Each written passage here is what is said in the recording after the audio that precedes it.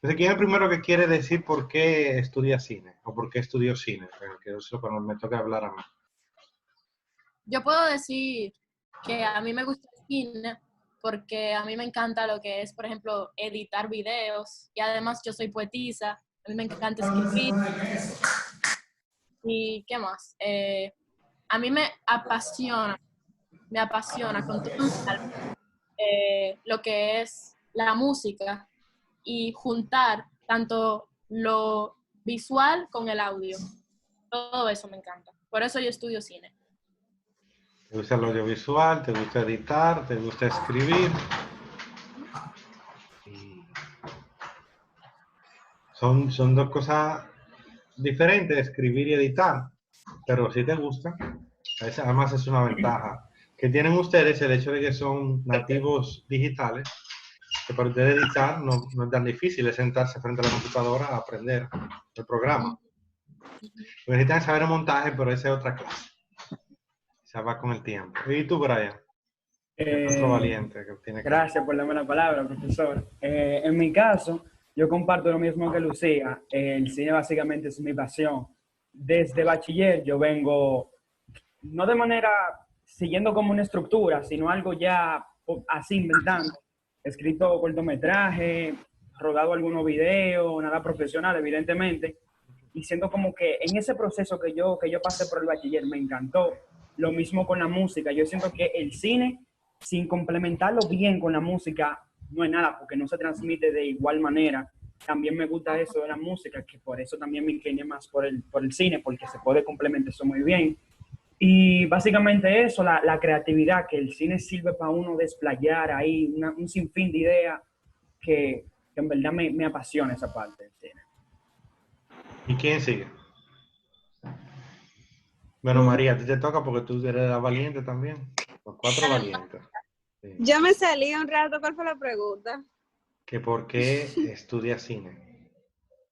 Bueno, si usted supiera que fue mi mamá que me alentó a estudiar cine, porque desde pequeña yo siempre como que me he inclinado mucho por el arte. O sea, yo soy bailarina desde pequeña en una academia profesional de danza ¿En urbana. cuál? Entonces, en Núcleo Extremo. Ah, sí, núcleo. O sea, tú vives de aquel lado. No, yo vivo en la zona universitaria. Pues tiene que Yo moverte. vivía en el hipódromo y me moví para acá, sí. Ah, sí, sí. Núcleo Entonces, extremo. en bachiller yo estudié en un centro en artes y tuve que pasar por el área de teatro, de danza, artes visuales. Entonces, me enfocaba mucho en producción, en las actividades de la escuela y me di cuenta como que en el cine tú puedes implementar todas las artes, tanto el baile como lo visual, la música, lo teatral, todo. Sí, el cine tiene mucho espacio para la expresión. Y también tiene mucho público, que eso permite que... Son cosas... Pero luego vamos a ver... Yo trato siempre en la materia que definamos este paso entre lo que ustedes quieren, lo que saben y lo que deben saber. Y ese ha sido uno de los éxitos de la asignatura en los 3 años que tenemos dándola, un poco más de 3 años ya.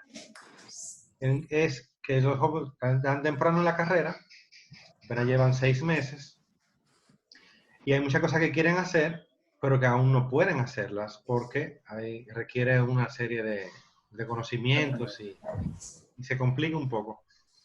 Pero aquí lo van descubriendo. Entonces es muy bueno eso que ustedes dicen, que saben, o por lo menos ser estrés, aunque tenemos ya a Ashley, otra de las valientes, ustedes saben qué les gusta porque eso facilita el trabajo.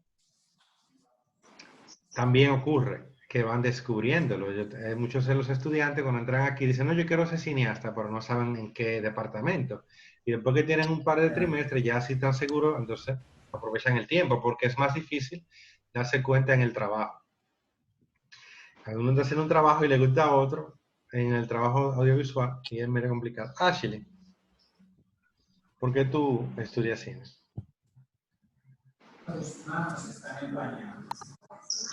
Bueno, yo decidí estudiar cine porque me gusta cómo uno puede,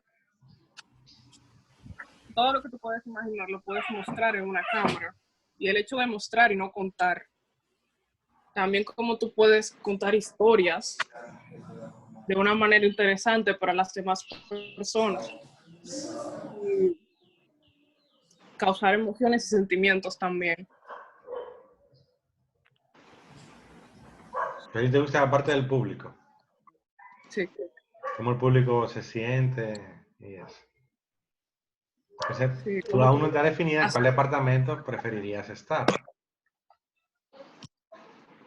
bueno, por Sí. la dirección me llama la atención. Dirección, o sea, ser jefe. Y organización también, puede ser que producción, pero tendría que Ser adentrar. el segundo jefe, el productor. En realidad es al revés en la vida real, pero en lo ideal el director es el jefe y el productor se encarga de que lo que el jefe quiera ocurra. Pero no es tan sencillo. Tenemos un proceso, ahí vienen llegando los más. Entonces, de los que son menos valientes, ¿cuál quiere hablar primero? O que no han podido encender la cámara, eso no tiene nada que ver con valentía ni nada. Ay. Ay, ay, Bueno, ay. Chris y Riquier tienen el micrófono. Bueno, Mauricio tiene el micrófono ahora. Pues, ¿Y por qué estudias cine? ¿a mí? Oh, Sí, Mauricio.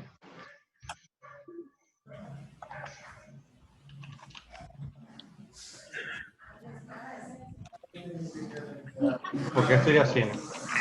yo estudio cine no, estudio cine porque es un medio libre que permite expresar así una gran variedad de historias y temáticas, como puede ser el documental, podemos ir también a la ciencia ficción, etcétera. Es decir, que es un medio que es un campo libre a uno desarrollar su creatividad.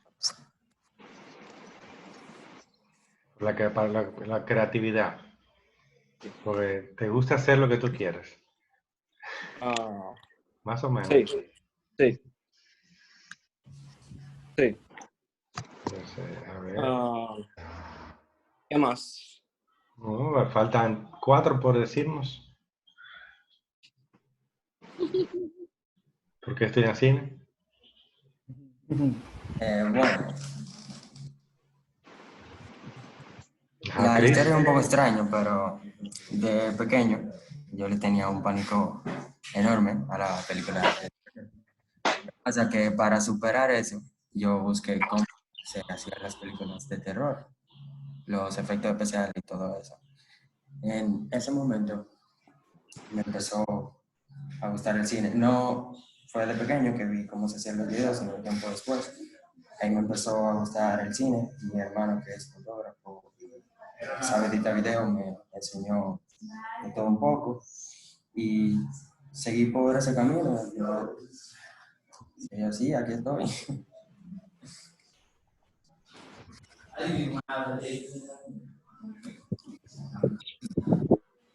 O sea que ya tú editas. No profesionalmente, pero algo sé. O sea, hace algo. Entonces, uno de los dos, Ricky, tiene audio. Puede contarnos por qué estudia cine. Bueno, desde hace muchísimo, hace como aproximadamente 5 años me he interesado por la fotografía y en los medios audiovisuales, exactamente. Me interesa mucho la dirección de fotografía. Le gusta la cámara. Ah, Contar las historias con las imágenes. Sí, eso. Ya tiene un ámbito, un departamento amplio. En cámara se hacen muchas cosas. Hay trabajo. Por lo regular se paga bien. O sea, es bueno ir sabiendo también lo que ya editan. También tienen siempre espacio laboral. Porque siempre hay que editar, ya sean cortometrajes, videoclip, trabajos, lo que dicen infomerciales. Eso forma parte de la publicidad, por eso son muchas relaciones públicas. Y lo que mejor se edita, pues son los largometrajes, que tienen el editor, pero a su vez tienen asistentes, a veces tienen 2 editores. O sea que sí que son... Y yo lo sé que tu internet es talento, Juana, que tú no oyes bien. Que las voces se te cortan. Y eso es parte de la complicación. Cuando se habla, bueno.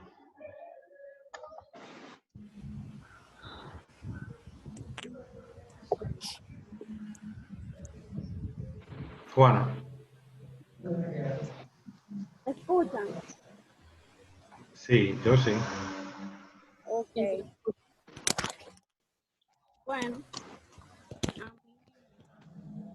a los 13 años me ha gustado la actuación, el teatro, estar en televisión.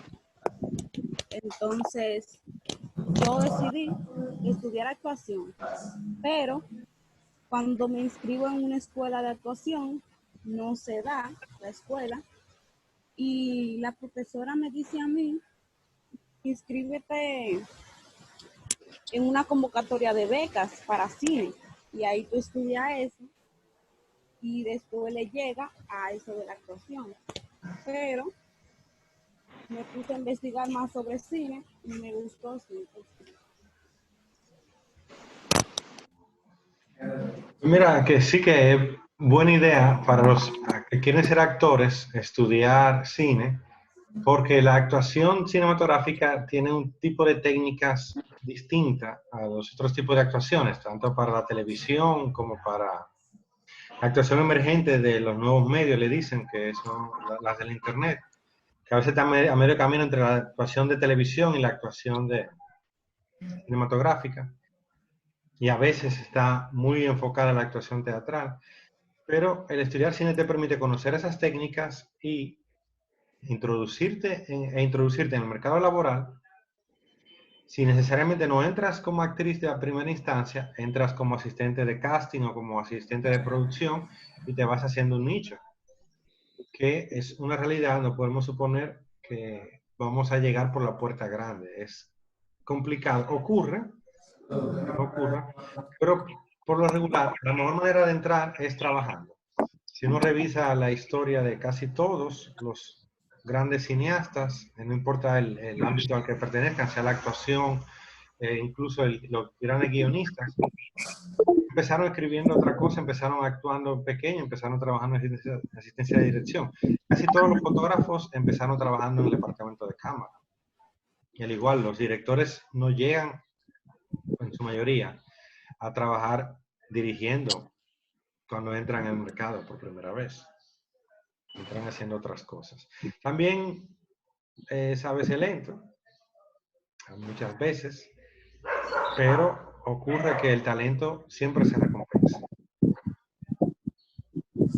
Y aún más que el talento, lo que el mercado pide, el mercado americano en especial, es la disciplina. Las personas estén dispuestas. Bueno, falta Abril por decirme por qué estoy así.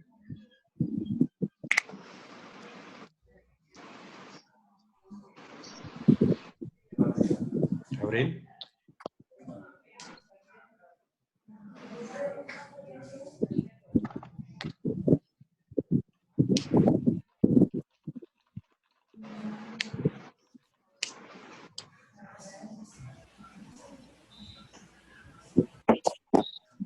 Perdón, que no me escuchaba. ¿Ya me escucho?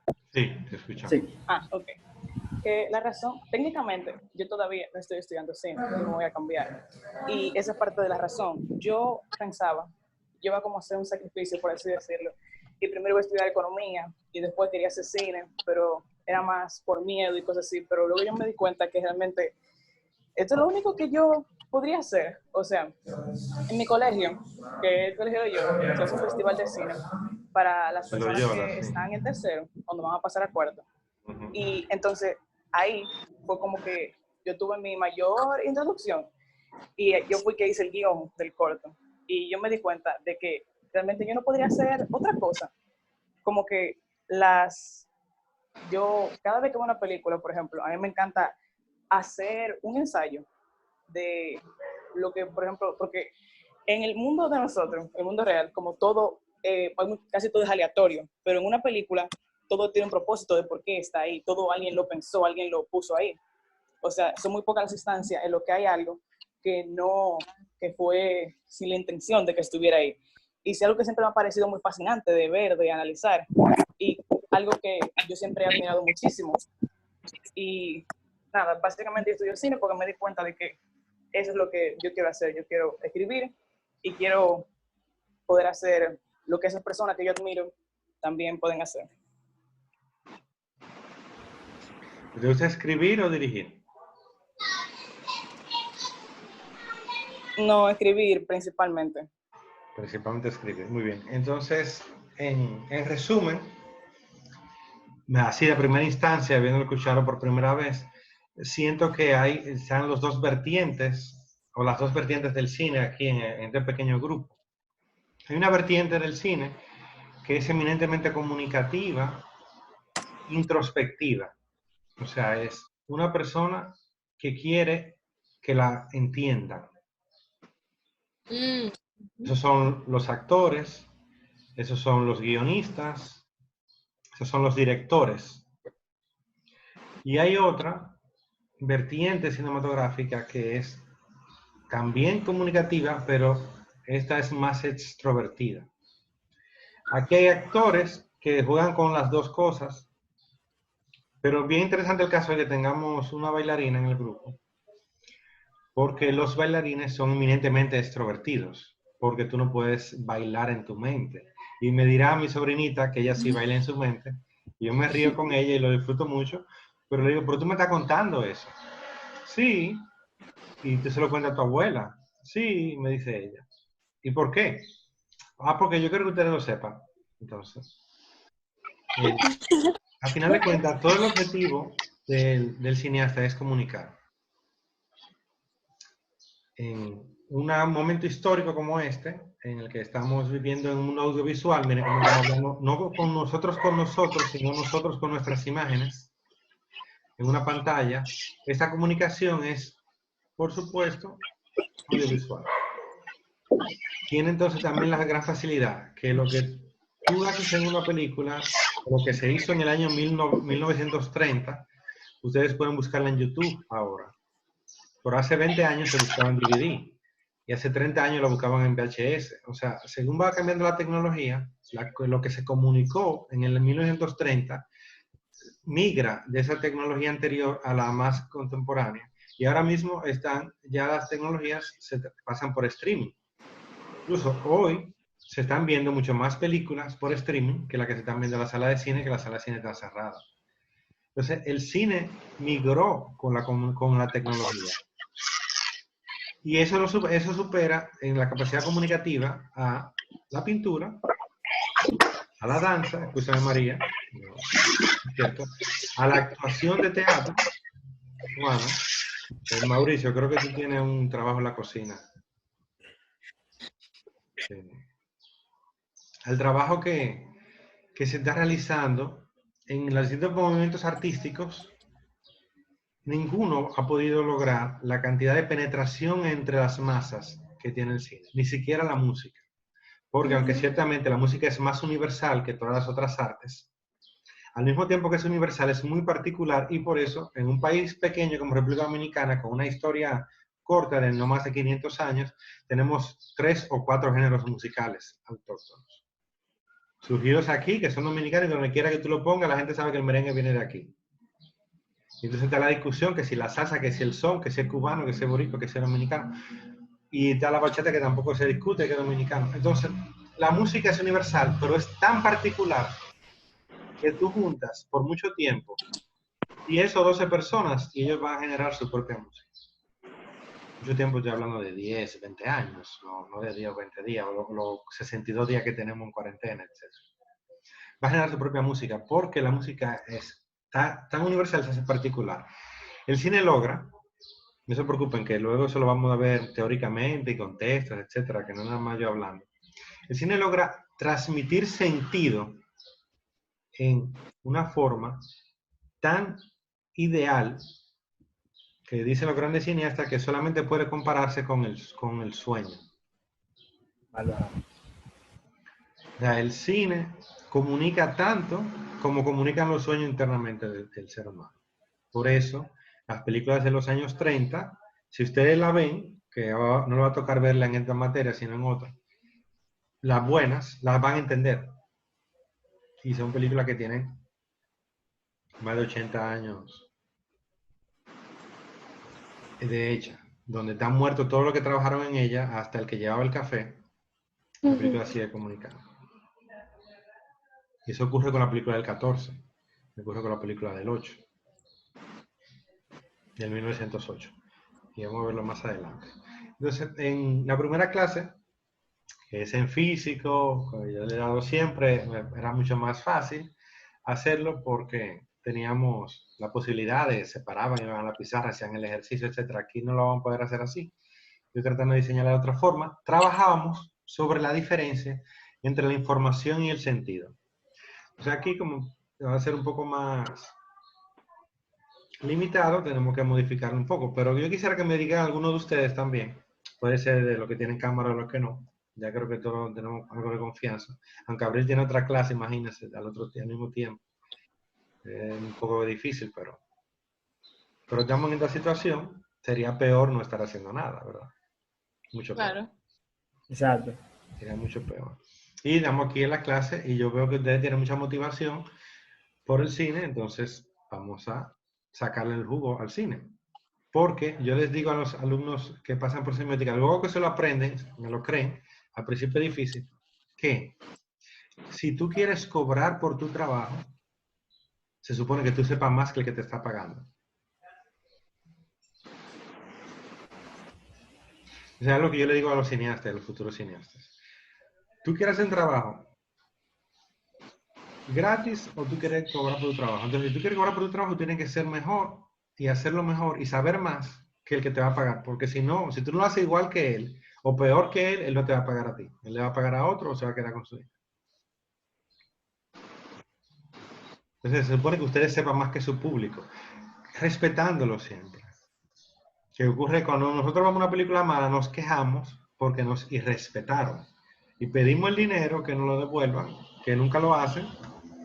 Hay un tipo que sí, yo le hago esa historia. Hay un director de cine de Hollywood que cuando se dio cuenta de lo malas que eran sus películas, de verdad, le devolvió todo su dinero. Yo le mando siempre la entrevista donde él lo dice, porque no me lo creen. Pero es verdad, cuando él se dio cuenta de lo malas que eran sus películas, él devolvió todo su dinero. Vendió su carro, vendió su casa, andaba en bicicleta. Porque él dijo, yo no puedo con seriedad gastarle el dinero que le robé a la gente con estos clavos que hizo. Por ese uno solo, eso más nadie lo ha hecho. De todos los directores. Imagínense. Entonces, ¿qué es la información? Una pregunta para cualquiera de ustedes. ¿Qué es la información? La información. ¿Qué es la información? Déjame escribirla. Para...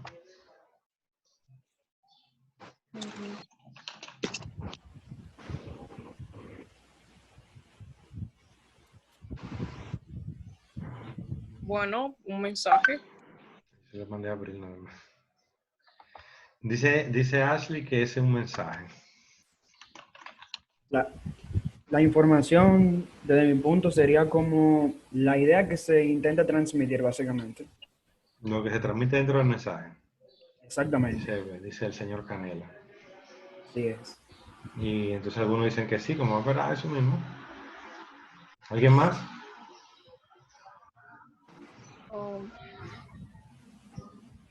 Yo creo que es algo que se intenta expresar. Es algo que se intenta expresar. O sea, estamos conscientes, todos, según la definición que damos, de que la información existe, porque es algo, ¿verdad? Exactamente. Tiene una existencia real.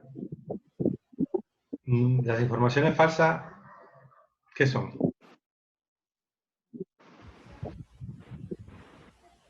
Las informaciones falsas. Es que no habría una información. Es que información. Sí, ya Ashley va por el lugar. Pero ¿cómo Exacto, que información falsa? Eso no existe.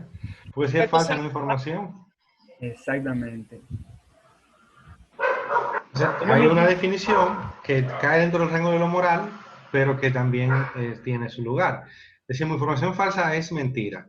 Bueno, pues si yo digo que el poloché que tiene Ashley es, ay, se nos va a acabar el tiempo, es el problema de eso. Y por eso tengo que pasar Teams, que dura más. Pero después vamos, no se preocupen, que esto va rápido y después lo desglosamos. Y ustedes, casi todos los grupos lo han entendido. La información, dicen ustedes los que hablaron, que tiene que ver con la transmisión De un mensaje. de algo que se quiere decir. De algo. Y esa es la teoría comunicativa. Un emisor emite un mensaje y un receptor lo recibe. Y si se acuerdan del colegio, pues la teoría comunicativa tiene más partes, pero las tres principales son esas. Alguien dice algo que alguien recibe. Pero cuando vamos a la física, a mí me gusta utilizar la física como ciencia porque sus definiciones tienden a no a la certeza, pero sí a ser lo más ciertas posibles. Los físicos son muy cuidadosos y tratan de que todas sus definiciones puedan equipararse con las definiciones matemáticas. Entonces, en la teoría de la complejidad, la información es la capacidad que tienen las cosas en el mundo para comunicarse entre sí. Por cosas y mundo, los físicos cambian esos sustantivos por entes, que es un término que viene primero de la filosofía, pero que está igual dentro de la física, y mundo, universo. O sea que en términos científicos la información es la capacidad de los entes universales de comunicarse entre sí. Por ejemplo, hay una información que para los seres humanos es muy decodificable. La entendemos rápido. La recibimos por los ojos y nos pasa al cerebro muy rápido. ¿Qué es la información de los colores?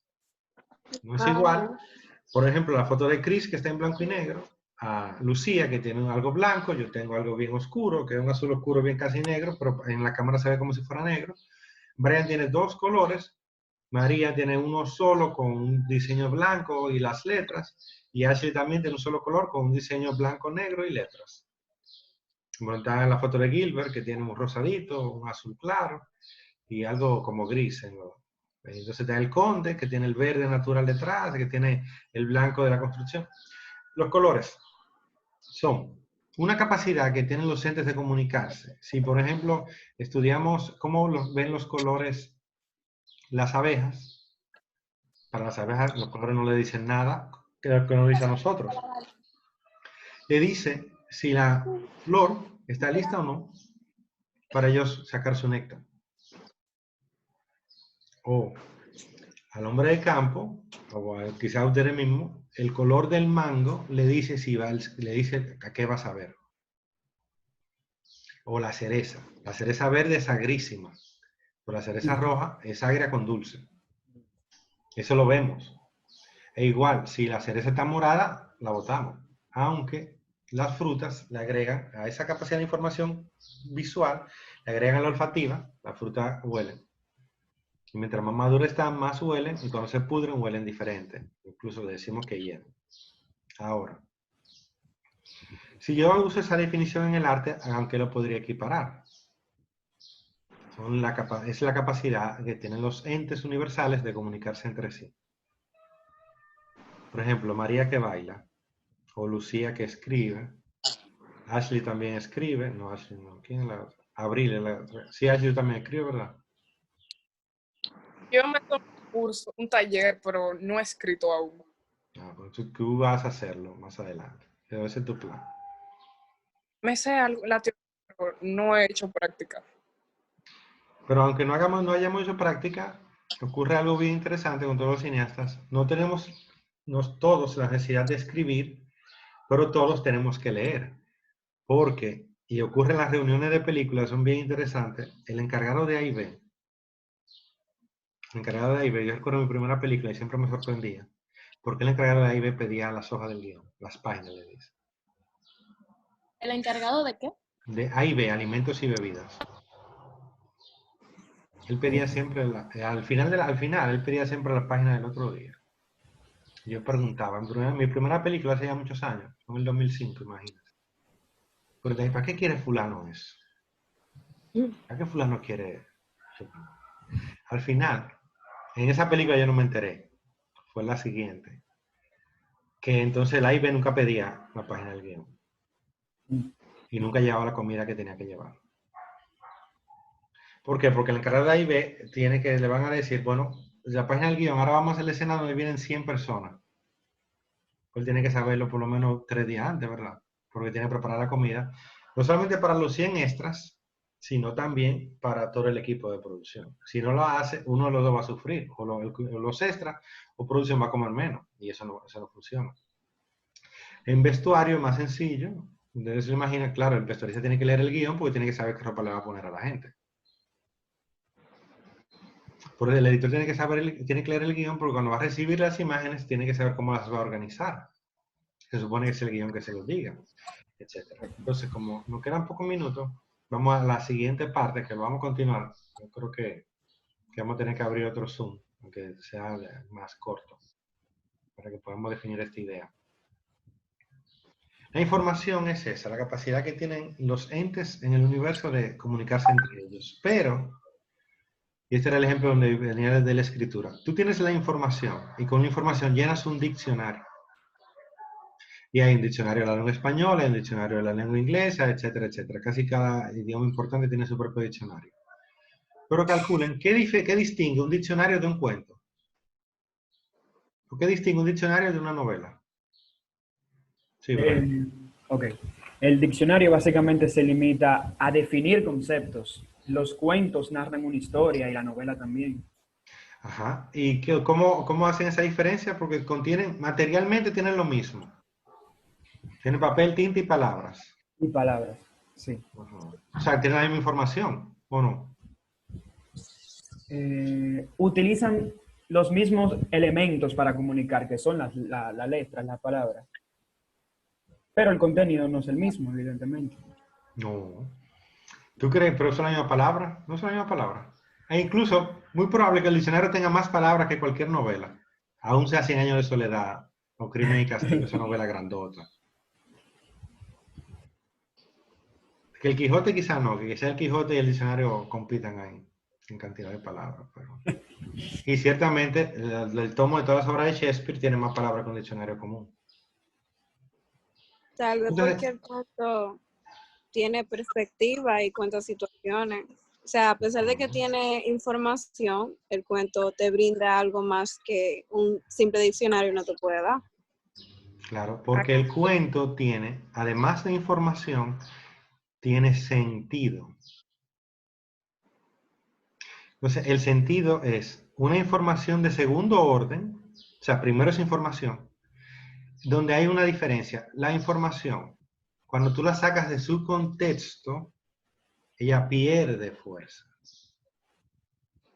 Si yo, por ejemplo, saco el color de nosotros y lo menciono nada más, y digo blanco, negro, rojo, amarillo, no estoy diciendo gran cosa. Porque al sacarlo de su contexto, él pierde fuerza. Por el sentido, esta información de segundo orden, que luego que tú la retiras de su contexto, ella lo que hace es que crea un contexto alrededor para seguir comunicando. Entonces, yo recuerdo en Nueva York, en una universidad, que teníamos un debate y me decían que no, que es igual, es información. Yo no puedo hablar de que información y sentido sean cosas diferentes. Pero me parece a mí que al final yo creo que el debate lo ganaron los que opinaban por el sentido, por distinguir ambas. En que cuando tú lo pones en el tiempo, la información y el sentido son tan diferentes que sí, para entenderlas tú puedes dividirlo. Yo creo que vamos a abrir otro Zoom para hablar un poquito más de este tema. Ya no queda poco tiempo. Podemos entrar por el mismo link, el mismo enlace entramos. Ok. Aunque no sé si Abril podrá, porque ya tiene... Pero luego Abril tú por el grupo te damos el resumen. Escuchando todo. Así. Entonces, vamos a entrar por el mismo enlace entramos. Voy a cerrar este ya por ahora. Ok.